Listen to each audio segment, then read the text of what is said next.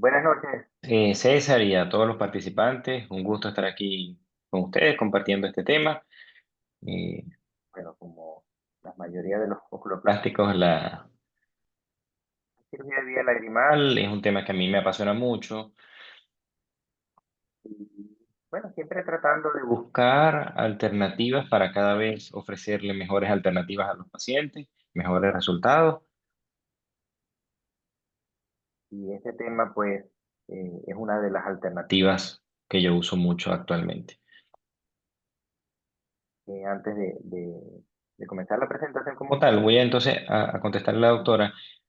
eh, no es necesario que esté un otorrino en la cirugía.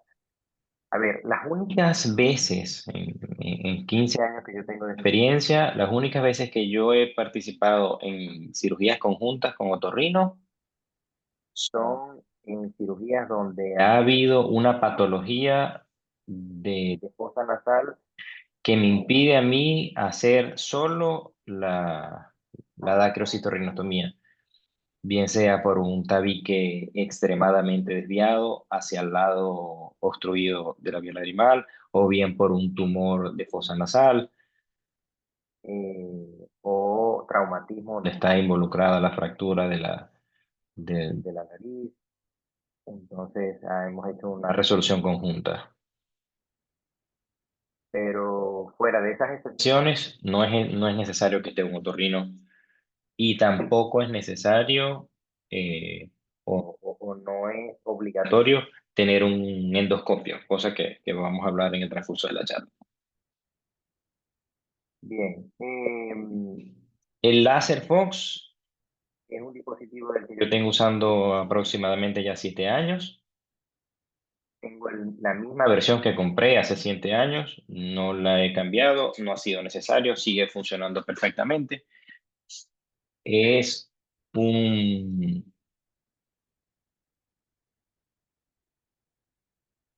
es un láser verde de longitud de onda 810 nanómetros, con una potencia que puede llegar hasta 8 vatios. El tamaño del punto del spot va desde 200 nanómetros a 1 milímetro. Por supuesto, lo vamos variando de acuerdo a la necesidad que tengamos en la cirugía. Y la duración también es variable, adaptable, desde 100 nanosegundos hasta 45 segundos, lo cual nunca se usa. Y el modo de utilización puede ser continuo o pulsado, dependiendo de la necesidad que queramos. Yo nunca lo he usado continuo, creo que no es necesario, podría decir en mi experiencia incluso que no es prudente usarlo continuo. Eh, Pulsado es la mejor manera, ya que de esta forma pues podemos ir controlando la potencia, el lugar donde estamos haciendo la obturación, y tenemos más control general de toda la cirugía. Esta es la pieza de mano que tiene el dispositivo. A través, es como, tiene el grosor de un bolígrafo común, de esos kilométricos que usamos en Venezuela. Por dentro atraviesa la fibra óptica, y al final de esa pieza de mano se conecta con la cánula, que es la que se introduce en la vía lagrimal superior o en los canalículos. Normalmente se desplaza la fibra óptica hasta que sobrepase el borde o el límite de la cánula, más o menos 2 milímetros. Y esa es la distancia que se requiere para su utilización como tal. Hay diferentes tipos de sonda en cuanto al tamaño de la fibra. Yo utilizo la de 100, la de 300 o la de 400. Cualquiera de las dos funciona exactamente igual.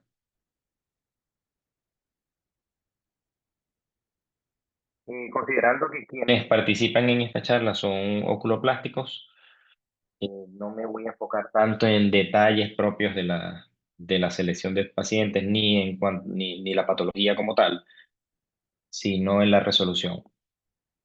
Sin embargo, en líneas generales, pues las indicaciones son para obstrucción baja de la vía lagrimal, vamos a hacer una sustitución de lo que es la dacrocistostomía externa por esta endoscópica transcanalicular y la hacemos en pacientes. Tanto hay la alternativa para hacerlo con pacientes con dacrocistitis aguda como crónica. En pacientes con trauma facial es una alternativa también cuando han tenido la obstrucción por esta causa, con algunas salvedades. Y en la obstrucción bilateral podemos hacerla en el mismo momento ambos lados del paciente, que en la dacro externa también la podemos hacer. Hay quienes no les gusta hacer, pero sí se puede. Pero Es la vida de la escuela, así que tengan cuidado, vigilen a su compañero, manténganse alertas, enfoque frontal, sin errores. La oficial Chen y yo cubriremos la parte de atrás, pediremos refuerzos en caso de ataque al lado C. perdón que hay un audio allí interrumpiendo. Bueno, y en fístulas lagrimal, ahí lo puse interrogado porque no es que no lo podamos usar en fístula lagrimal, pero con el láser podríamos hacer la obturación de la ostotomía y pasar la sonda, pero de igual manera tendríamos que abrir por la parte anterior para quitar la fístula. Y yo no pienso que sea una cosa contraproducente, porque, bueno, podrían decir, pero si vamos a abrir por adelante, ¿por qué entonces usar el láser y no hacer la dacro externa de una vez? Pero también hay que ver que las ventajas que el láser ofrece, combinar estas dos secciones de cada cirugía podrían ayudarnos a que el paciente tenga menos edema, una recuperación más rápida, menos sangrado, etcétera. Y ya lo vamos a ver más adelante en detalle. En cuanto a a la obstrucción traumática, si la pared ósea donde tenemos que hacer la obturación es una pared que se ha formado un callo óseo muy grueso, no recomiendo hacer con este láser. No porque no perfore. Este láser tiene una potencia gigantesca que puede abrir una pared. Pero también hay que ver que el aumento de temperatura, producto de los disparos del láser, puede producir daño también de los tejidos subyacentes. Entonces, tendríamos que hacer muchos disparos para poder perforar esa pared tan gruesa. En ese caso, preferiría irme con la externa para no generar un trauma térmico en la región subyacente a la obturación. Bueno, este no es un trabajo de investigación, pero es más o menos el número de seguimientos que yo tengo de mis pacientes. Hasta ahorita he hecho 242 DCR con este láser, en algunos pacientes bilateral, en otros unilateral, y lo he usado tanto en agudas como crónicas. Seguimiento de un año en la mayoría de los pacientes, de al menos un año en la mayoría de los pacientes, y hasta el momento de todos estos pacientes que he podido hacer seguimiento, he tenido 18 recidivas. En la mayoría de los pacientes adultos, yo hago la DCR con anestesia local y sedación. Ahí donde ven, las agujitas son los puntos donde yo normalmente pongo la anestesia. Siempre refuerzo un poquito más adicional, un poquito subdérmico y perisacular, pero los profundos son esos dos, con esa fórmula que ven allí. Y por supuesto, eso es un manejo integral o un manejo en equipo con el anestesiólogo. En todos los sitios donde yo trabajo, ya tenemos un protocolo de trabajo con los anestesiólogos, que ellos sedan bien el paciente, yo hago las funciones de la anestesia y arranco con la cirugía. A veces, en el momento de disparar el láser, hace falta que ellos refuercen un poquito la parte de sedación. Pero como el tiempo quirúrgico aquí está corto, si no perdemos mucho tiempo en el preoperatorio, después de colocar la anestesia, no hace falta reforzar más la sedación tampoco. Con lo que inyectamos y la sedación inicial es suficiente para toda la cirugía. A ver, este es el escenario general de una cirugía con láser. Quiero recalcar acá que, como ven en la mesa de mayo, aquí solo tenemos la sonda de Bowman, el dilatador de punto lagrimal y los aplicadores. Aquí hay una pisita de cauterio que nunca usamos en estos casos porque no abrimos incisión. A diferencia de la DCR externa, donde tenemos una mesa de mayo con todo el instrumental quirúrgico que se requiere para esto. Entonces ya por ahí nos estamos ahorrando mucho tiempo en la preparación del quirófano como tal, para este tipo de cirugía. Y aquí ven el iPad donde se está proyectando la imagen endoscópica, lo cual no es obligatorio, porque es una cirugía donde podemos hacer visualización directa, bien macroscópicamente o bien con el frontoluz si lo tenemos a la mano, incluso con el microscopio, si tenemos un microscopio que permita inclinar el, el cabezal, también nos puede ayudar bastante. Pero yo mis primeras DCR láser las hice sin microscopio, sin frontoluz, sin nada de eso, y no tuve ningún problema. Por supuesto, tener la visualización directa con un endoscopio facilita la localización del lugar donde vamos a hacer los disparos y no tiene que ser un endoscopio sofisticado. Así que es una alternativa que ayuda, suma a tener una comodidad quirúrgica más que todo. Eh, Ahí vemos más de cerca, en el fondo vemos en la pantalla, como podemos ver con este tipo de endoscopio, la imagen endonasal. Y bueno, ahí tenemos el láser Fox también en el fondo, donde está ya configurado, pues. A su vez, en la foto de la derecha podemos ver como ya del lado derecho está pasada la sonda de silicón y en ese momento estamos pasando la sonda del lado izquierdo, por lo cual vemos que es con frecuencia, pues. Se pueden hacer los dos lados cuando es necesario. Esta es la imagen grande que ya vemos con el endoscopio. Del lado izquierdo vemos la luz transdérmica. Ahí no estamos haciendo el disparo, ahí simplemente tenemos activo el láser. Y corroboramos que estemos, por la parte nasal, corroboramos que estemos en el lugar correcto donde vamos a empezar a hacer los disparos. Ventajas de esta cirugía, bueno, es una cirugía mínimamente invasiva, sin incisiones en piel.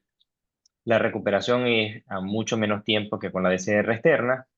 La anestesia local, por supuesto, en los casos donde se pueda, en mi experiencia, pues prácticamente en todos los adultos lo hago así, en los niños siempre anestesia general, sin duda. El tiempo quirúrgico promedio por lado son 10 minutos. El sangrado transoperatorio y postoperatorio es muy escaso, haciendo la salvedad que siempre hay casos y casos, ¿no? Hay pacientes donde igualmente podemos darle al angular un disparo y empieza el sangrado profuso. Y bueno, tenemos que hacer un taponamiento un rato y luego continuar la cirugía. Son cosas que también pueden pasar, pero que no suceden con mucho menos frecuencia. Las molestias postoperatorias son mínimas. Hacer ambos ojos, como ya lo comenté, también es una cosa de ya no pensarlo tanto como con la DCR externa.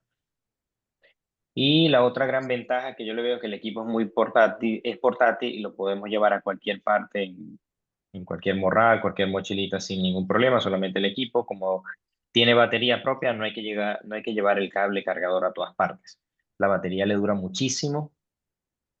Y a veces a mí hasta se me olvida cargarlo y después que estoy en el sitio pienso, no lo cargué y a veces pienso, tengo semanas que no lo cargo y me alcanza la batería para hacer la cirugía que me toca en el momento. Solamente tenemos que llevarnos el pedal, el aparato y la sonda, nada más. Las desventajas, bueno, no está indicado en tumores de vía lagrimal. Cuando tenemos un tumor o sospecha de tumor en vía lagrimal, definitivamente la alternativa es BCR externa, donde podamos no solamente explorar adecuadamente, sino resecar toda la lesión. Así que no es una cirugía donde solamente se necesite pasar una sonda de silicón, sino necesitamos resecar la lesión, por lo cual es imposible solo con el láser. En dacriolitiasis, podemos romper el dacriolito con el láser, pero usualmente los dacriolitos están en el canalículo. Entonces, si hacemos unos disparos ahí en el canalículo, vamos a quemar el canalículo, por lo cual no es prudente utilizar el láser en estos casos. Cuando el saco lagrimal está muy distendido, es decir, cuando el paciente ha tenido una dacriocititis crónica o aguda, donde ha habido un saco de esos gigantescos que hacen el acceso y después con tratamiento lo mejoramos, etcétera, y preparamos al paciente para la cirugía, pero ya el saco quedó muy distendido. En esos casos yo no hago DCR láser, yo hago DCR externa porque los restos de saco que pueden quedar al momento de abrir la obturación pueden tapar fácilmente el agujero que hacemos con el láser. Obviamente con el láser no podemos hacer un agujero tan grande como lo hacemos con una externa. De manera que si nos arriesgamos a hacer una láser con un saco muy distendido, lo más probable es que en poco tiempo vamos a tener una nueva obstrucción. Entonces, para estos casos no recomiendo el láser. Ni en los casos de aguda, ni crónica con saco distendido o muy distendido. El alto costo, en realidad, como yo lo analizo ahora, ya no es alto costo. Porque si bien es cierto que el láser tiene una inversión inicial, nos ahorramos muchísimo en los gastos de quirófano, en tiempo quirúrgico. eh, entonces, el costo operativo de una cirugía de DCR láser por caso es mucho menor, sacando el costo del aparato o apartando el costo del aparato como tal. El costo operativo por quirófano es mucho menos que el de una DCR externa. En tiempo, en consumo de descartables, incluso en cantidad de anestésico, todo eso. De manera que el alto costo es relativo. Y como los insumos del láser, que básicamente es la sonda, tiene una durabilidad bastante larga también, es decir, se puede usar muchas veces, la inversión inicial del láser se recupera mucho porque lo podemos ir recuperando a la medida que vamos usando, haciendo la cirugía sin necesidad de estar comprando adicionalmente consumibles o las sondas, porque la sonda que compramos al principio pues nos va a durar bastante tiempo, probablemente hasta el momento que ya hayamos recuperado la inversión. Y la combinación con el endoscopio incrementa el costo. Depende, depende. Si estamos usando un endoscopio sofisticado como el que usan los otorrinos, obviamente nos va a incrementar mucho el costo, porque un endoscopio de alta calidad no cuesta menos de $7,000. Pero los que yo uso, como los que vieron en las fotos anteriores y los que les voy a mostrar a continuación, cuestan menos de $50 en Amazon. Entonces, y también son muy pequeños, son inalámbricos, se pueden llevar junto con el láser a cualquier parte. Y realmente no es algo que pese en el bolsillo.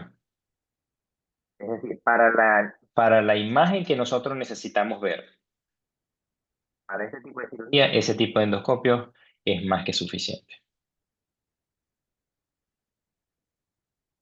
Complicaciones, bueno, para mí la más temida es la quemadura del punto lagrimal o del canalículo. Siempre yo hago énfasis cuando estoy empezando a hacer los disparos a la persona que tenga de asistente, ya sea el residente o una enfermera, que empiecen a irrigar eh, la zona de la carúncula y de los canalículos. Irrigar no como cuando hacemos las cataratas, que vamos poniendo goticas en la córnea, no. Aquí hay que poner un chorro de líquido, un chorro de agua o de solución en el momento que se están haciendo los disparos, porque necesitamos mantener esa punta fría. Mientras que mantengamos la punta fría, no vamos a tener riesgo de quemar el canalículo. Y la descarga de calor se va a hacer es en el punto donde está la zona ósea, en la fosa lagrimal.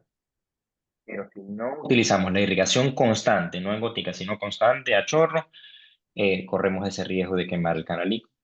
Y por más que logremos pasar la sonda, un canalículo quemado se va a sellar una vez que quitemos la sonda. Así que mucho cuidado con esa parte. Las vías lagrimales incorrectas o las vías falsas también es una posibilidad que puede suceder como complicación. Sin embargo, en la medida que vamos practicando y haciendo el procedimiento, vamos teniendo más confianza y más seguridad de la zona donde estamos disparando, aún incluso sin tener el endoscopio, porque ya que podemos hacer visualización directa en la fosa nasal, eh, con el microscopio o incluso con una linterna.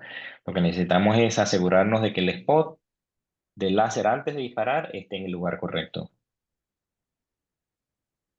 edema y enrojecimiento del ángulo cantal es algo que sucede con relativa frecuencia, sobre todo en esos momentos donde se nos olvida irrigar y hicimos algún par de disparos sin irrigar suficiente. Entonces se edematiza un poco la zona caruncular, que cuando es uno o dos disparos no pasa nada, pero ya cuando sucede en más repetidas veces con los disparos, bueno, ya quemamos el canalículo y ya se complica todo. Y las hemorragias profusas, que son muy poco frecuentes, pero sí me ha pasado, bueno, en el momento, como no tenemos esa zona abierta, el acceso que tenemos es solamente por la fosa nasal, se supone que el láser, en la medida que va perforando, va cauterizando, pero si le damos a un vaso que sea de mediano o gran calibre de esa zona, pues vamos a tener obligatoriamente un sangrado profuso. En ese caso hay que hacer un taponamiento por unos 5 minutos. Yo lo que recomiendo es hacer un taponamiento con ácido tranexámico. Se impregna la gasa con ácido tranexámico, se coloca en la parte más profunda de la fosa nasal y esperamos 5 minutos. Usualmente con eso es suficiente. Y uno puede dormir tranquilo que el paciente no va a ser sangrado en la noche ni el otro día. Bueno, este video no es mío, este es video de la casa comercial, el promocional de ellos, pero lo quise colocar aquí para que vean en detalle cómo es que hace la perforación, cómo es que entra el láser una vez que está perforando. Eh, Ahí se ve la obturación y luego pasa la sonda y fíjense cómo por la parte interna, la zona alrededor de la obturación es una zona bien limpia, no hay mayor trauma alrededor. Y este, bueno, si es del mío, pues habitualmente como hago la cirugía, este es un endoscopio diferente al que mostré en las fotos anteriores, un poquito más práctico porque es inalámbrico. En el fondo pueden ver cómo está el spot verde, que lo estoy viendo en la pantalla, y ahí le estoy indicando a la enfermera que vaya irrigando. Fíjense que ahí está con la jeringa y ahí voy haciendo los disparos.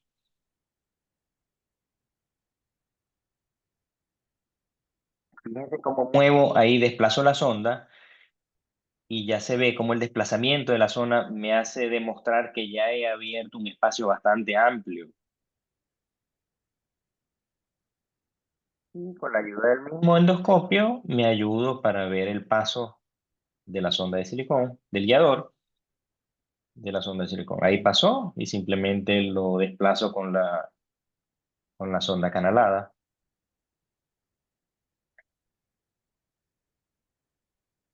Y ahí está puesto. Verificamos que no haya restos allí de sangre. Fíjense que prácticamente no hay edema. Y con eso terminamos la cirugía. Bueno, en cuanto a las recomendaciones, recalco lo de la irrigación mientras esté usando el láser y de esa manera vamos a evitar quemaduras de los canalículos y del punto lagrimal. El equipo lo podemos programar. Normalmente yo empiezo con 5 de poder, 5 watts de poder y puedo terminar en 6 o en 7 dependiendo de la necesidad del caso. El equipo llega hasta 8, pero yo nunca he usado 8.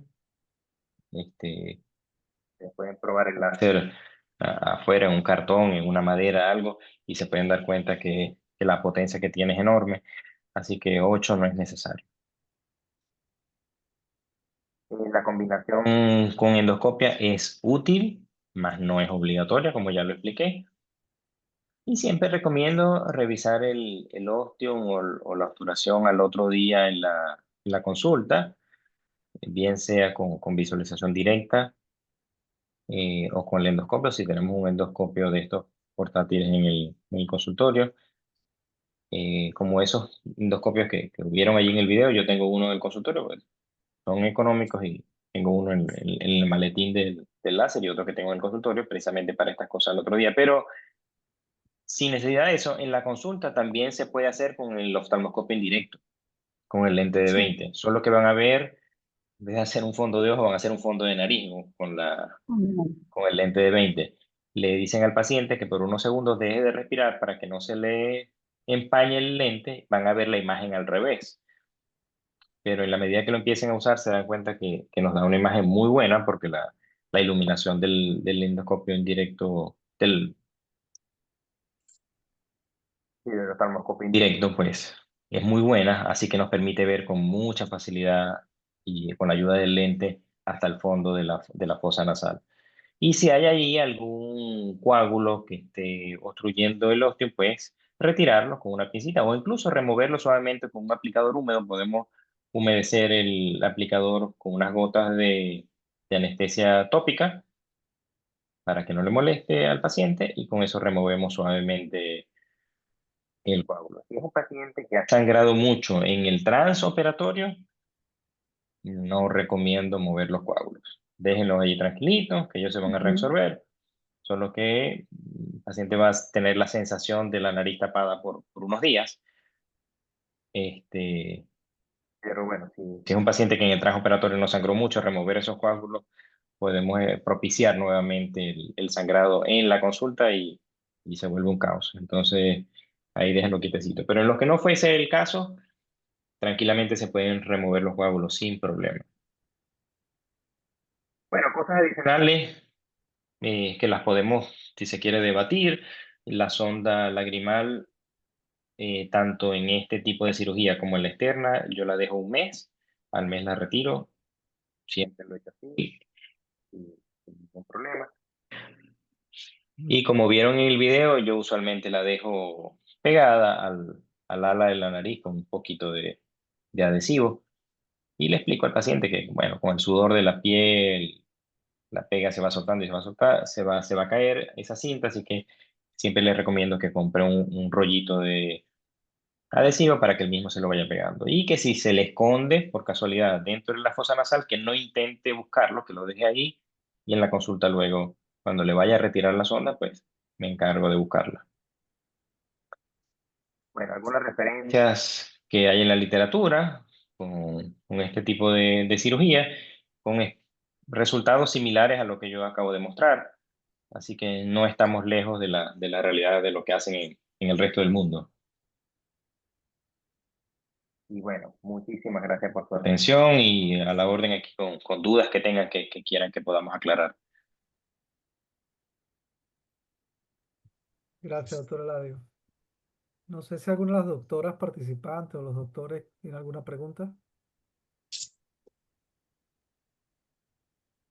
Hola,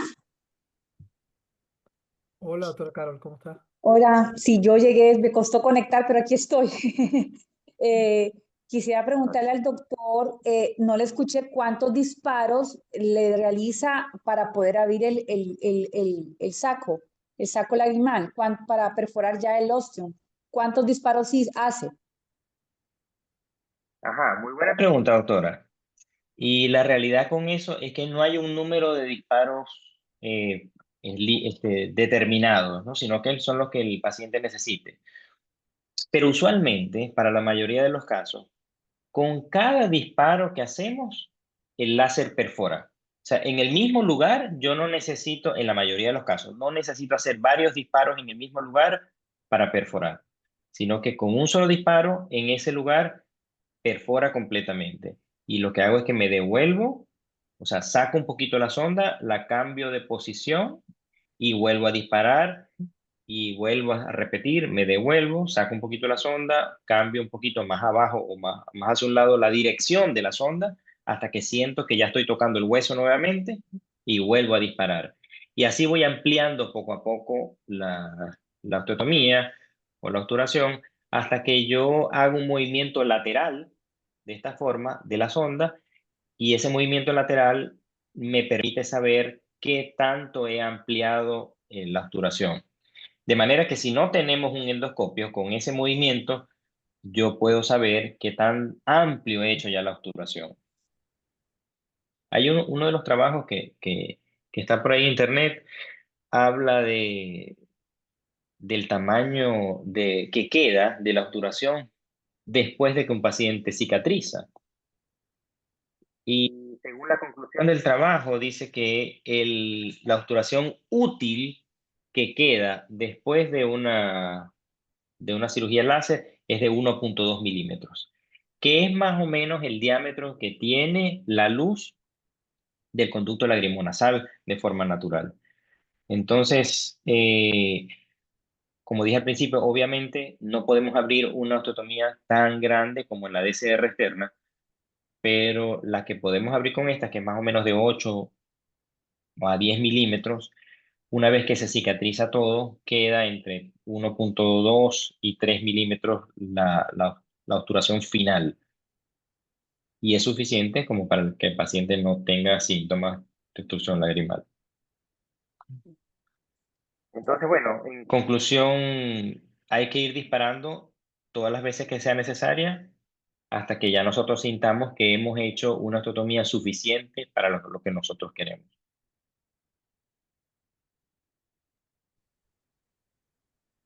La doctora Roxana tiene dos preguntas por acá, doctor.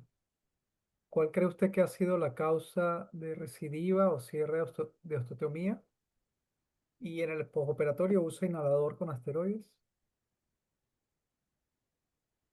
Bueno, los pacientes que tienen procesos alérgicos crónicos, que normalmente tienen una mucosa nasal un poco más gruesa, un poco más hipertrófica, son los que tienen, en mi experiencia, mayor riesgo de cierre de la obturación después de una cirugía láser.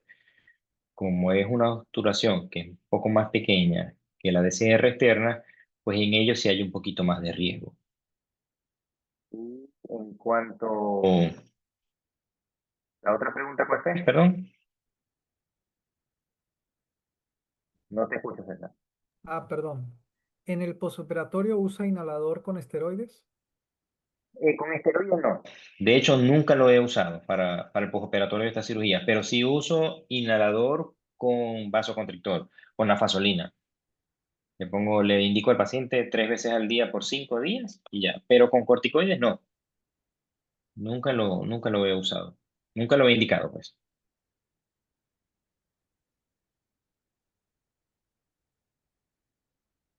Gracias, doctor.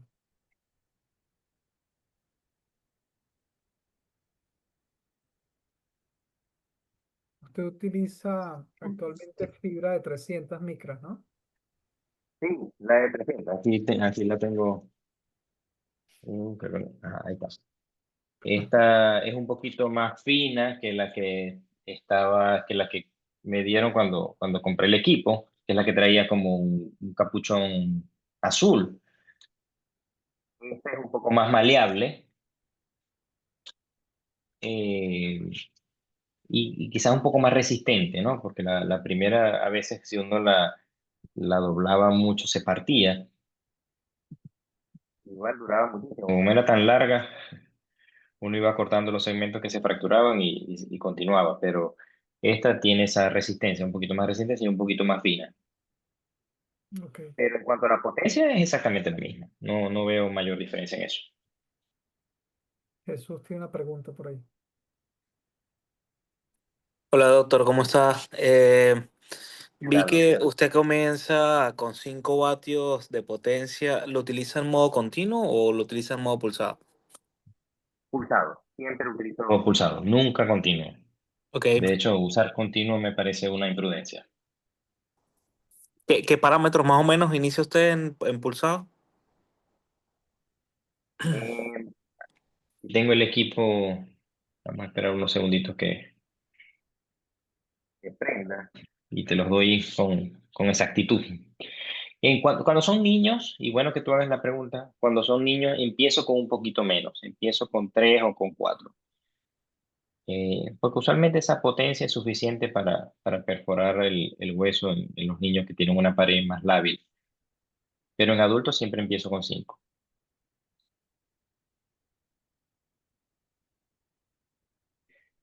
Hay otra pregunta de la doctora Roxana. ¿Ha usado mitomicina en la osteotomía? La mitomicina solo la utilizo cuando son casos recidivados.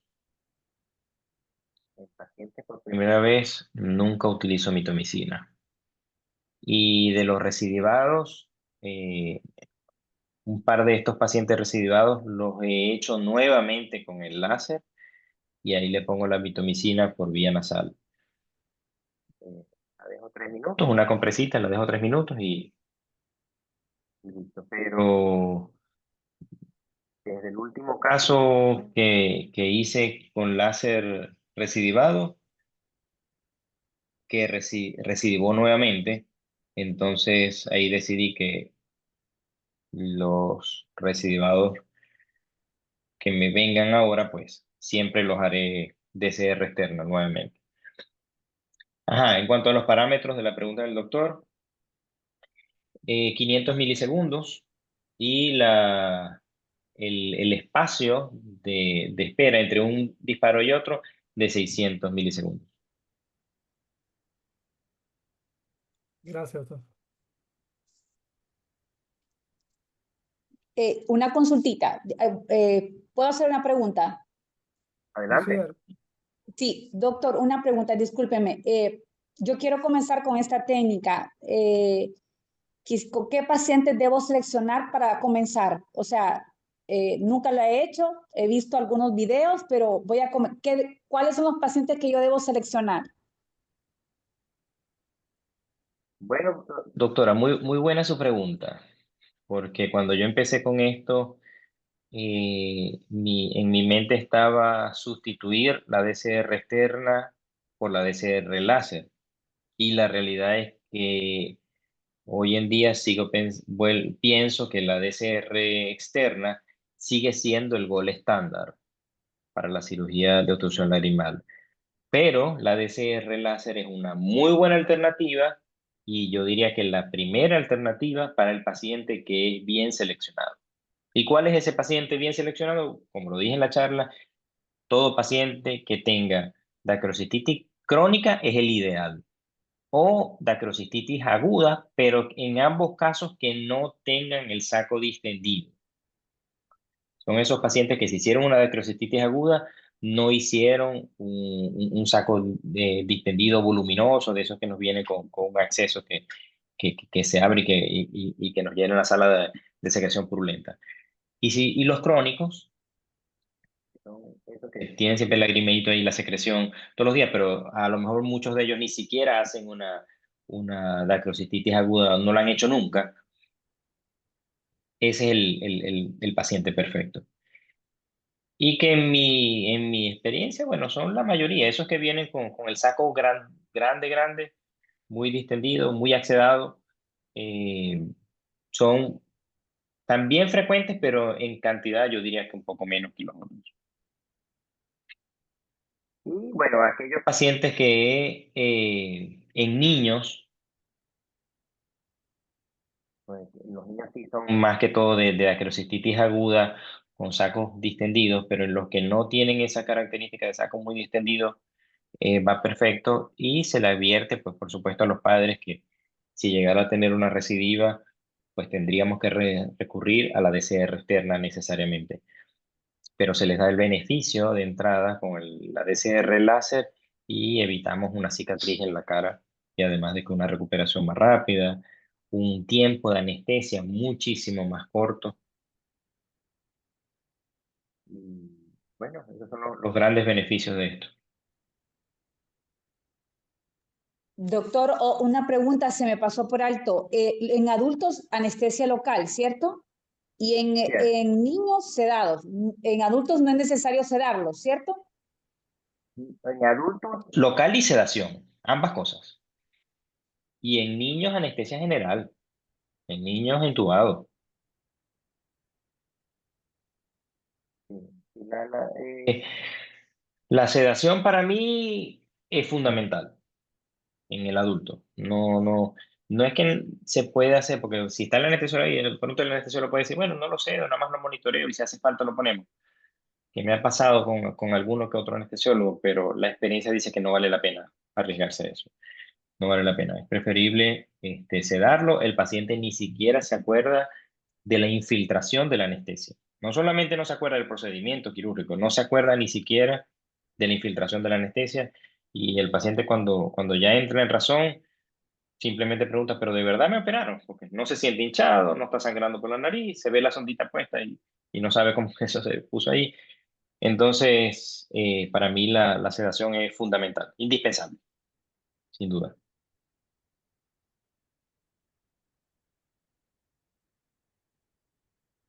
Ok, hay una pregunta de la doctora Iseli. ¿Una recidiva por vía externa podemos manejarla con láser en la segunda intervención?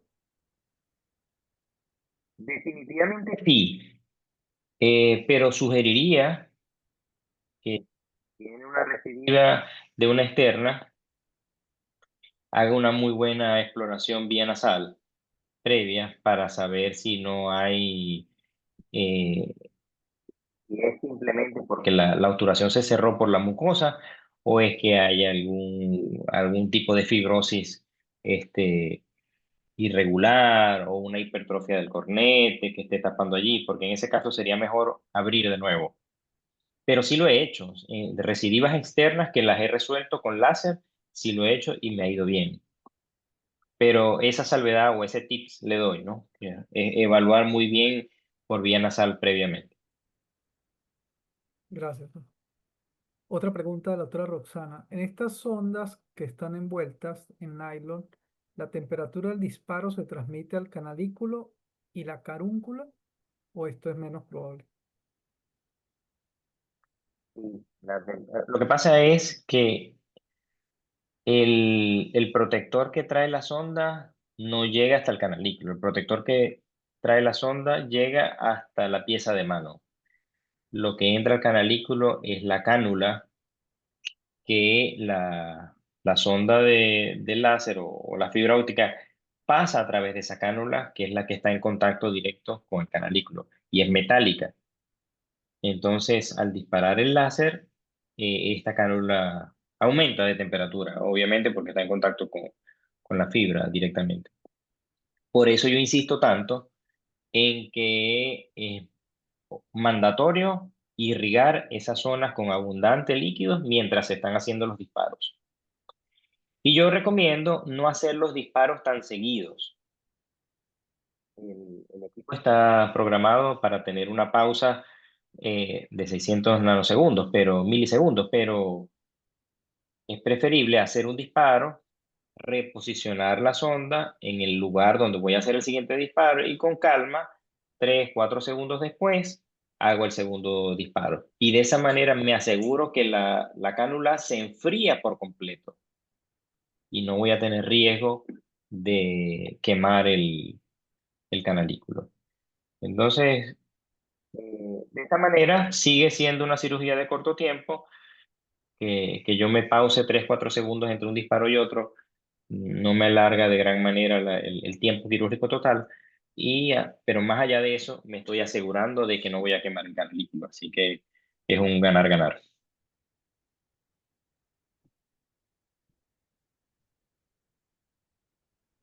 Yo agregaría que por fábrica nosotros sugerimos que no, la punta nunca toque la cánula, sino siempre esté sobreexpuesta a 3, 5 milímetros para que la temperatura no se desplace a la cánula porque hay, como usted dice, pues, sí hay quemada. Las fibras nuevas, las que son negras, Ajá. sí, esas no deberían romperse. Entonces lo que hacemos es que la cubierta de nylon se coloque en la cánula y luego sobresalga sobre la ya expuesta la fibra completamente. Pero el nylon que cubre la fibra vaya en el bisel De la cánula. de la cánula, pues. Eso es las instrucciones de fábrica, ¿no? Para ayudarle un poco a ustedes allí en eso. Eso está bien como instrucciones de fábrica, pero en la práctica Ok. igualmente se pasa la temperatura a la cánula. Ah, ok. En menos proporción que con la sonda antigua, ¿no? Mm, Pero ahí lo mandatorio y lo que es indispensable es la irrigación constante. irrigar. Eso no puede faltar. Y lo otro es que luego que hacemos varios disparos, la punta de la fibra óptica se puede partir dentro de la fosa nasal y no nos damos cuenta. Entonces quedó al ras de la cánula y cuando sacamos la cánula, que creemos que ya terminamos, resulta que la punta de la cánula está toda quemada, incluso está deformado el metal, cosa que también he vivido y por eso lo comento. Entonces, siempre es mejor ir poco a poco. Hacer un disparo, esperar 2, 3 segundos, reposicionar la cánula y volver a disparar. De esa manera nos aseguramos que no haya aumento de temperatura dañino para los tejidos subyacentes. Excelente. Bueno, ¿alguien más tiene Doctor, otra una pregunta? preguntita antes de cerrar el cero. ¿Cuál es la complicación más grave que usted ha tenido en este procedimiento? Que usted diga, bueno, les tengo que dejar este como plus. ¿Cuál es la complicación más grave que usted ha tenido? La quemadura del canalículo. Y bueno, ¿y aquí qué ha hecho Bueno, por para suerte me resolver? sucedió por suerte me sucedió con el canalículo superior. Entonces, es un canalículo que luego se selló por completo. Pero el canalículo inferior quedó viable. Entonces, eso, por supuesto, compensa todo el trabajo que estamos haciendo porque es el canalículo que tiene mayor capacidad de recolección de lágrimas. Entonces, el paciente no tuvo problema.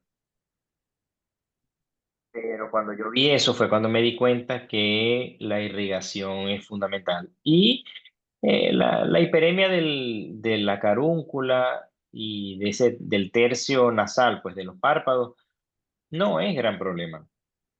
Eso puede pasar con frecuencia y simplemente con las mismas goticas de antibiótico y corticoide en unos días. Pero la quemadura del canalículo sí es una cosa grave.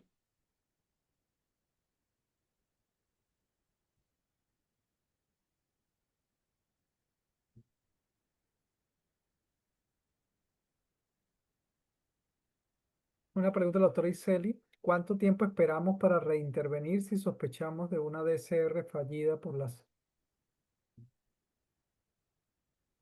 Bueno, el momento de hacer la cirugía nuevamente es inmediato al diagnóstico. Si ya tenemos el diagnóstico de que el paciente hizo una obstrucción nuevamente, de que hizo la recidiva, pues no hay por qué esperar. Hacerlo inmediatamente. No importa si es al mes, si es a los 3 meses, eh, hacerlo inmediatamente. Incluso si es en menos tiempo, porque si el paciente venía con una clínica de obstrucción lagrimal, hicimos la cirugía y en 15 días vimos que el paciente está igualito, cosa que lo comento como caso hipotético, ¿no? Si en 15 días el paciente tiene otra vez el lagrimeo, la secreción, quiere decir que no resolvimos nada, o no hicimos las cosas bien, o simplemente por cuestiones de otro tipo de patología sistémica del paciente se volvió a tapar. Bueno, hagamos una externa inmediatamente, no esperar más, no hay razón por qué.